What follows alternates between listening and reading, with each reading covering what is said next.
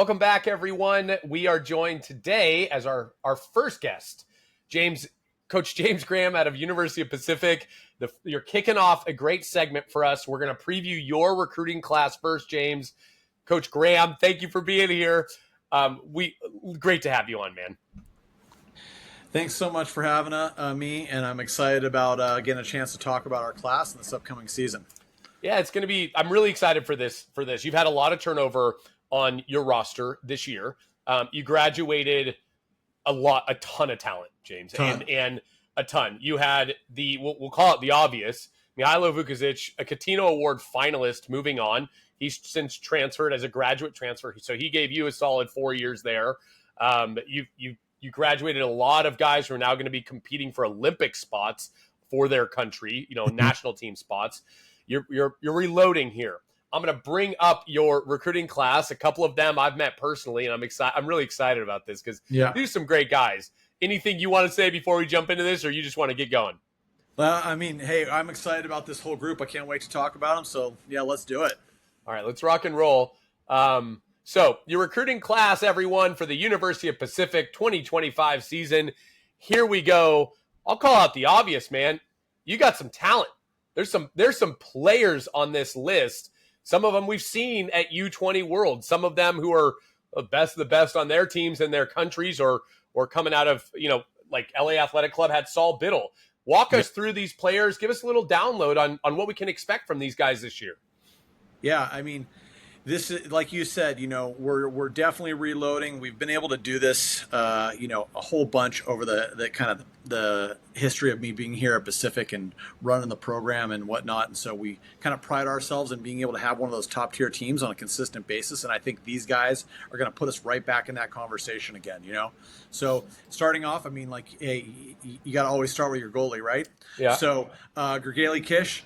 We're really excited about him. He played for KSI, top Hungarian program, youth program. Has won a lot of championships over there. Has been a part of the national team system at times. We really think he's going to be able to come in and provide us that leadership in the cage. Veteran, savvy player, and I just think personality-wise, he's going to fit in exactly with who we are. It was one of the things that stood out in the recruiting conversations. And then kind of, going down the line right there, we got actually 3 Hungarians coming in. So we'll stick with the Hungarians for a moment. Then we got Boris Kashasgal. He's an outstanding attacker. He's about 6'6", long, fast, aggressive, shoots the ball, really creative. He'll probably play a lot on the left side, but he can kind of play in a number of different positions. We think he's just a natural goal scorer, and he's going to help us kind of reload some of that offense that we graduated with Mihailo and Jeremy losing those guys. I think Boris is going to be a big piece of that puzzle. Then next, going kind of across your list, Brody Biederman, local. Love it. We always want to win the backyard, right? Yeah. So big, tall, lefty, fast, hardworking player, shoots the ball really well. We think he is going to be a key contributor for us here right away and in the future. We think he's going to kind of really help us out on that right side of the pool. Last year that was one of the challenges for us. We had one lefty in Spencer, but we weren't really deep in the left-handed position last year. So this is going to be kind of exciting. He's one of 2 guys that we got coming in, lefties that coming in. So I think that's going to be a cool new look for us that we haven't had for a little while. Then the other Hungarian, Tamás Voros, who's from Kaposvár. Center defender, been in the Hungarian national team system for a long time. Just kind of the prototype center defender. Strong, moves well, has got good speed, has got a lot of versatility for himself in the front court.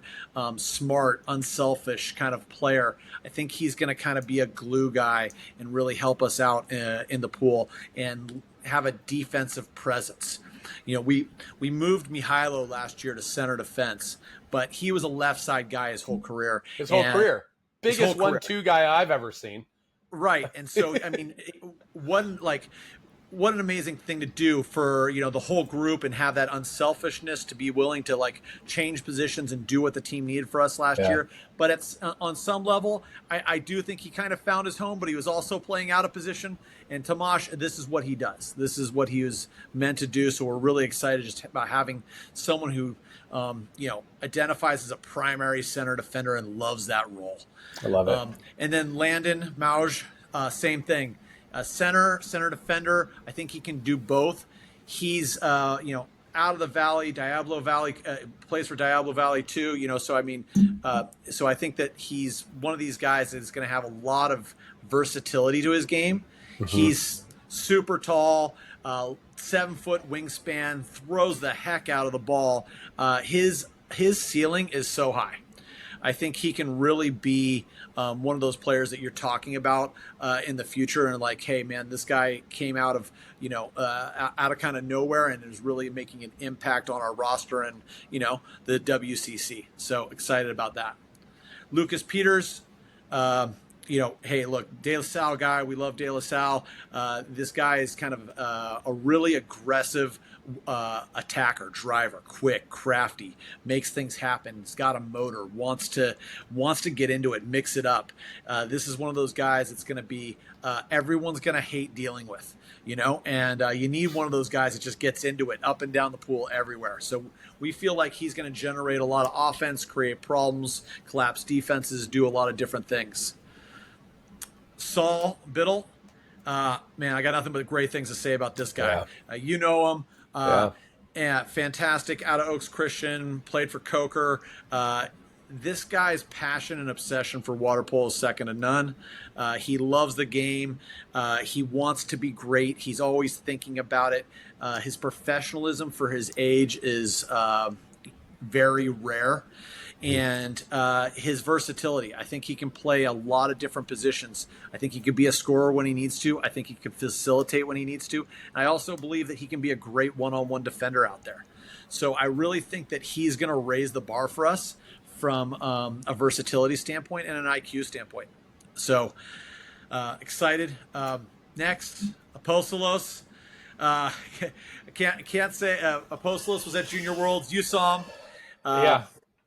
And boy, did I mean, there's a lot of great players in your class, but I'm going to pause you here. Not only was he very kind to me, and we had a lot of great conversations off camera and on the pool deck, either after the trainings or whatever it was, but what a talent, what an unbelievable talent. This guy does. I'll talk for you. He does everything well. He shoots well. He's a great perimeter defender. He can set defense. He's smart. He's calm. He's fast. Like, wow, what a pickup! And on the world stage, lights weren't too bright for him at all. No, that's exactly what we saw. And besides that, he's just a great guy. Yeah. His energy is infectious. He's got a confidence and attitude about him. He's humble, but yet he brings this air of, hey, we're going to get this done. And I really love him as a player, but I love him just as much as kind of a person and a personality on this team. And I think it's going to be really big because we lost some big personalities. Ruel de Souza was a big personality. Yeah. Mihailo was a big personality. Oliver Fodor was. And Apostolos Yagaris, he's a big personality, and so we're excited about him coming in, and we think he's going to be fantastic. So look for him. Next, lefty, our second lefty, fantastic player, Petar Popovic, and out of Montenegro, Jadran, amazing player. He's going to do a great job for us. We think that his intelligence with the ball, the way he sees the game, I was able to go over and actually watch him play in the spring. I made a quick little in the middle of the night trip to Montenegro. One of the perks of the job, right? Yeah. And when I was sitting down and having conversations with the coaches and, getting a chance to see what he's all about, one of the things that was just clear that the coaches all raved about is his vision and understanding of the game from an early age was just different. And I think that that's going to be big, and you can always use that in a left-handed player, someone who sees the game really well, able to distribute the ball, but he's also got it on the defensive side, which I'm not going to try to upset every lefty out there, but it's not always. It's not something lefties typically pride themselves on, right? They're not, lefties are not known for, it's not that they can't, like Yes. the elder Gergely Kish was a center defender as a lefty. You don't see that a lot. Okay. Right. And so that's good to hear. You love guys that play defense, James. It's a team thing. Yes. And so we're really excited about his awareness, his instincts and things like that.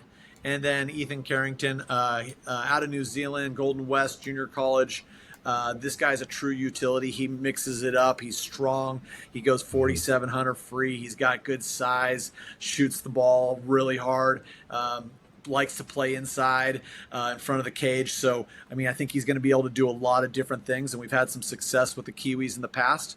So overall, we just think these 10 guys can really make a huge impact on the roster, and we're just going to be a really different team this next year than we were last year, which you always miss all the guys that graduated, but it also gets you excited for something new and the new challenge. So super excited about this class. It can be really revitalizing. It's like you put the year behind you, what's happened, what's done is done, and now we're a different team. And every year is that way. Even when you don't graduate a lot of guys, maybe only graduate a couple, it's still a different team. You did graduate a ton, and you've covered center defender. You've got 2 lefties. You've got a number of attackers, a goalie. The one piece here that we're not seeing is a center. And did you feel like you guys were sufficient at that position that, or was it there wasn't one available? That can also be the case. Yeah, no, we felt really good about the center position in the program. Last year, Ori, one of our players from Israel, was, him and Oliver were kind of essentially co-starters. They were really comparable level players, and he's an excellent swimmer, really smart player, and I think he's going to be very, very dominant here this year. So we really have nothing but great things to say about Ori, and he's also our team captain right now, so he's got that leadership capability. So we love him at the center position, and then we get back Philip Norell, who was out last year. He was out last year. He wasn't available for the majority of the season due to an injury, but we get him back, and he was our starting center in 2023, and so we know that he can do the job and go in there and produce for us, and he's going to be a redshirt senior, so we felt like we were in a good spot, and so we've kind of focused our resources building around that. Amazing. And look, a very balanced class. I had one other question for you, not necessarily about any of the players, but you are a tactical savant is what I would say, right? You see the game and implement things a little bit differently than most. And that's not an insult. I don't think you take that as an insult in any way, shape, or form, right? You do things just a little bit differently, which I love. I think that there's ingenuity, there's genius in some of that. You haven't really had a lefty that's been a dominant type lefty in a few years. It's not to say they weren't good, but dominant. One, do you feel like Brody or Petar could be that? And 2, how do you structure yourself differently from a defense or lineup standpoint now that you have a few more lefties, a little more depth that you haven't necessarily had these past couple of years? Yeah, Petar, I think, is going to be fantastic. I think he's going to be one of the top lefties in college water polo. I think he'll be in that conversation. I don't know if he's going to be at the top of the list as a freshman, but I think he's going to be one of the better lefties in the country. He's super experienced. He's got national team level experience. He's been playing with Yadron, which is best club over in Negro. They're the best. They just won that league. Yeah. And so you got to know he's been coached really well. I think he's going to bring a ton to the game. And then Brody, being that he's local, he knows our system, he knows what we're all about, and we've had a chance to be around him. I think he's going to be able to impact the game as well, differently. I think that they're different style of players. But I think that Brody, with his length, with his speed, with his kind of ability to be in front of the cage, brings some different aspects to it. I think Petar, with his passing, his vision, and creativity on the perimeter, I think I'm excited about it because, like you said, we really want to find a unique style of play that fits the people that we have. We don't really play a style. We really play to our talent and the people that we have in the program every year. And that's why you can kind of look back over the history, and there's been a lot of tactical changes because we really want to lean into our superpowers, right? That's the goal of Pacific Water Polo. When players come here, we want to showcase their superpowers. Yeah. We don't want to force them into our system. We want to showcase what they do great. And I think that's one of the reasons that if you go like, hey, look in the last 12 years, we have 8 Cutino finalists. Well, why is that? I think we do a really good job. 8 Cutino finalists in the last 12 years? Yeah. Just pause. That's amazing. Yeah. So that and we're really proud of that. I don't think everyone really knows that. And so I think one of the reasons that happens is obviously we get great players that work really hard, that come from great systems and, have amazing abilities. I think we also do a good job at putting them in position to take advantage of their greatest strengths. I think we showcase them well, and we're looking forward to doing that for a number of these guys in this class, and putting them in position to take advantage of, how they can impact the game.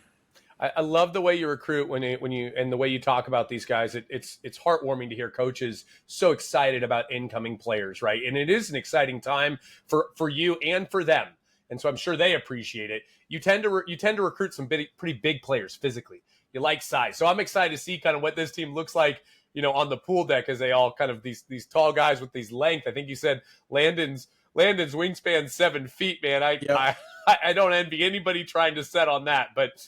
Amazing. All right, so we're going to move now. We're going to talk about your season, the upcoming season. It's an exciting season for you. A little bit of a chance of redemption here. You didn't necessarily end last season as I think you would want to, but hey, it's a new season and we start over. We're going to start over, but we're starting over in a way that, hey, it ain't going to get easier. We got Fordham right out of the gate. You're out at Brown. The Fordham picked. I'm not gonna release my rankings going into season yet. But they're going to be a good team, okay? Sure. They're going to be a really good team. We will have Fordham on the show later on in this week, so excited for that. You've got them at Brown, August 31st, and it's the battle. It's a battle here. I think you guys are very similar groups. I think Coach Backrack and yourself, you really lean into the players' talents, I would say, as opposed to saying, here's our system, you fit it. I think you guys are two coaches that lead the way, and what do you do best? How do we utilize you? Talk to us about that matchup, and then we're going to go to this Cal USC, which we'll highlight in a second. But talk to us about that Fordham matchup.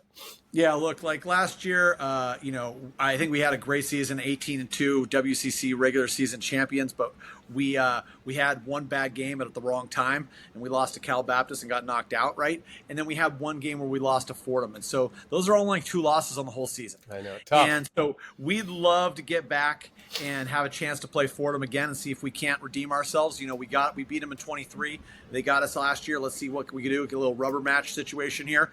And they're going to reload a lot too. They lost a number of seniors, so we're both going to look different.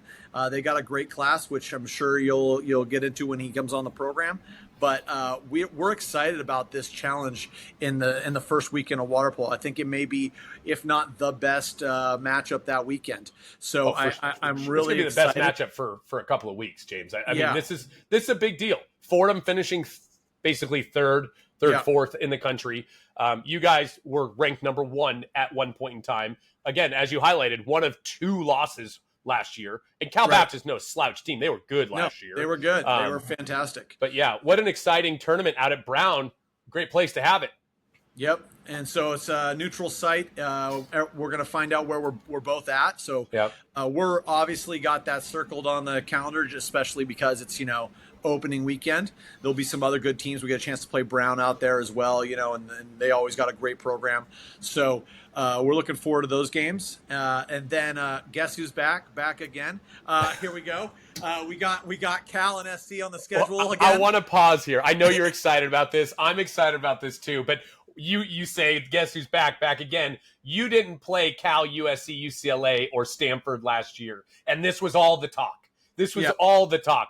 So what does Coach Graham do? He goes, flies right in the face of it. Fine, we'll play them all. You're not afraid to play these guys. As you said, we're not afraid to play them. And I love what you've done here.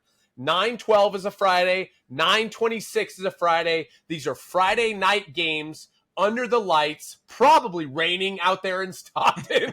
And I mean, these are going to be great games. And I know you're going to pack the house. There's going to be 1,000 people there. They're going to have the laser ready to go. You're going to have the root beer floats on ice ready for after you win.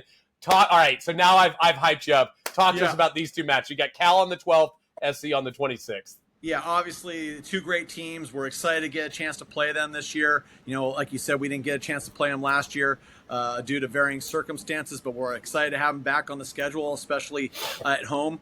Friday night games. If you haven't been out to a Friday night game at Pacific, you don't know what you're missing. You got to come out. It's not, you're not coming to watch a game. It's an event. Yeah. You know, I mean, it's going to be wild. It's going to be packed. There's going to be beer gardens and food trucks and giveaways and prizes, and I mean, it's going to be wild. So, and these teams always travel well. They bring a great fan base to the thing. So it's going to be really fun. And personally, I'm really excited about the SC game just because we get to have Mihailo back too. Yeah, I was going to say. So, you know, as much as we were, you know, don't want to play against him, it's going to be exciting to have him in our home pool and to go toe to toe with him and his team. So. We love him and we're wishing him the best at SC, but we're going to go after it all out that day. And so that should be really fun to have him in front of our crowd again and in the Pacific pool. So those two games will be great. And then we got UCLA on the schedule in October, and we got Stanford actually in November as well. So we got all four teams. You're not avoiding Stanford. We just didn't have room for it all on the slide. UCLA, a big matchup, reigning champs. Yep. You know, is that you've got a young class, James? I don't think you'd ever say, hey, it's out of reach. We can't beat them. Do you approach that game any differently? Look, I mean, one of the things with having a young class and being a young group is what's really important is learning how to be professional and to be champions from day one, right? You have to approach this the same way. And so learning this, when you have a group that hasn't played together much, or even if they're just young in age, the real question is how fast do you learn? Mm-hmm. Okay. Yeah. How quickly can you pick it up? Yeah. That's really what experience is. Experience is the amount of stuff you've learned, right?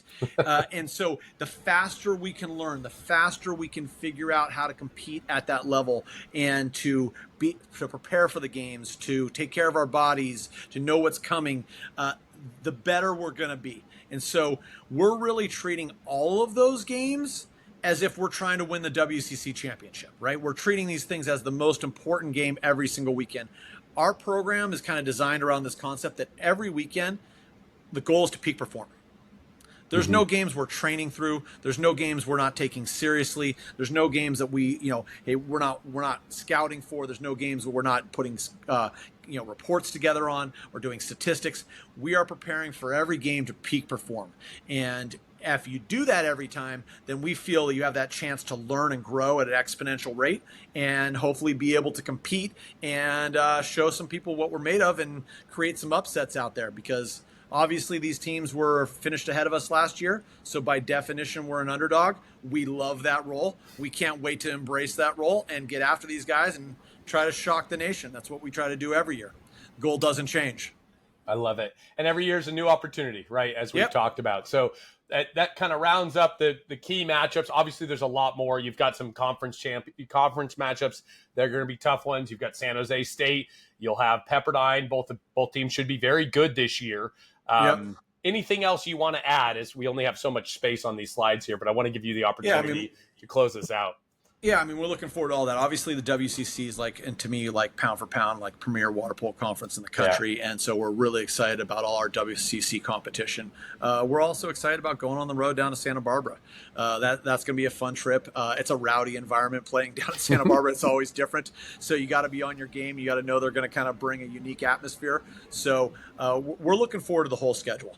And it's one of those things that this year with all of these new guys, it brings the energy right back into the program. It revitalizes. I don't know if you could hear it in my voice. Oh yeah, I'm pumped for sure. Yeah, but I'm stoked. I'm stoked for all these guys to get a chance to compete in this kind of schedule. It's going to put us in great position to be successful, and hopefully at the end of the year we'll be at that NCAA tournament and competing for championships. That's the goal, and we're going to do everything to put ourselves in that position.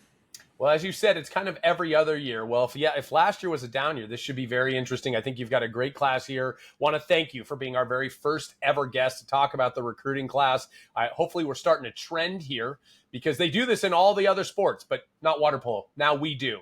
So I love that. I love that you're the first group on here. It's an exciting time. Good luck this season, Coach Graham. We're big fans. We'll be rooting for you. And I can't wait to go to an event, not just a game, an event out at Stockton at the University of Pacific. So thanks for joining us. Come on out. Man. You won't regret it. No, I never do. We'll talk to you soon. All right. Thank you so much for having me. Sure.